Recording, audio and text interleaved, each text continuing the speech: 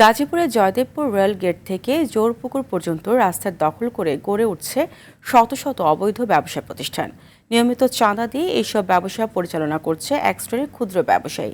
এতে সড়ক যানজটের সৃষ্টি হয়ে ভোগান্তিতে পড়ছেন পথচারীরা।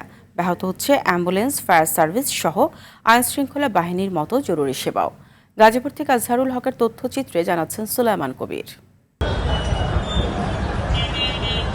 গাজীপুর মহানগরে জয়দেবপুর রেলগেট থেকে জোরপুকুর পর্যন্ত সড়কের মধ্যেই অবস্থিত পৌর ও কেবির মার্কেট, মোশাররফ টাওয়ার, ডিসি ও এসপি অফিস, ফায়ার সার্ভিস ও শহীদ তাজউদ্দিন আহমদ হাসপাতাল। রয়েছে গুরুত্বপূর্ণ বেশ কয়েকটি স্কুল ও কলেজ।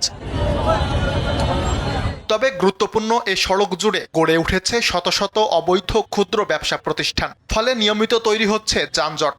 10 মিনিটের রাস্তা পার হতে অনেক ক্ষেত্রে সময় লাগছে ঘন্টার উপরে। এতে নিয়মিত ভোগান্তিতে পড়ছেন পথচারী, সরকারি কর্মকর্তা, রোগী, জরুরি সেবায় নিয়োজিত ব্যক্তি থেকে শিক্ষার্থীরাও। সড়কের উপর, ফুটপাতের উপর দোকান, এটা সরানো কোনো জটিল বিষয় না, জাস্ট একটু আন্তরিকতা। স্বল্প দূরত্বের একটা রাস্তা আমাদের, যেখানে 2 মিনিট 4 মিনিট লাগবে, সেখানে আমরা ঘন্টার পর ঘন্টায় সিগন্যালে এই ভ্যানের জন্য, এই রিক্সার জন্য থাকি। দৈনিক চাঁদার বিনিময়ে দোকান বসালেও জড়িতদের নাম জানতে চাইলে মুখে কুলু পাটেন ব্যবসায়ীরা। কিন্তু পেটের দায় পাই মনে করি রাস্তাঘাটে আমরা ব্যবসা বাণিজ্য করি, 20 টাকা নিয়ে আমরা রাস্তা করে ব্যবসা করি। এই লোকের চিনি না, মানে লয়ে যাবে 20 টাকা। জায়গা থাকতো যে একটা স্থান, সব ভ্যান আইবো, মাল বিক্রি করবো, তাহলে মনে করেন যে অনেক ভালো। চাঁদাবাজির বিষয়ে মুখ খুলতে নারাজ পুলিশও। নিয়মিত অভিযানের কথা জানিয়ে সচেতনতার উপর গুরুত্বারোপ করেছেন জিএমপি সদর থানার ভারপ্রাপ্ত কর্মকর্তা।